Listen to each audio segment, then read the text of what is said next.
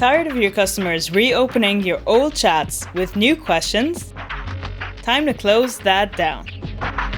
By asking them to open a fresh conversation, each new question they ask will have its own handling time and will be counted as a separate conversation closed in your reporting, helping you keep your metrics accurate.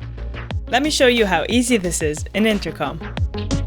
Head to Messenger Settings, then General Settings.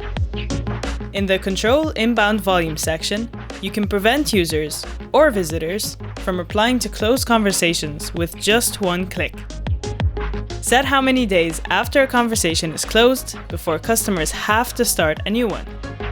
You can let Fin AI Agent answer new conversations and solve the easy questions, or route them to the right teams using workflows. Setting this up is simple and can save you lots of time and improve your resolution.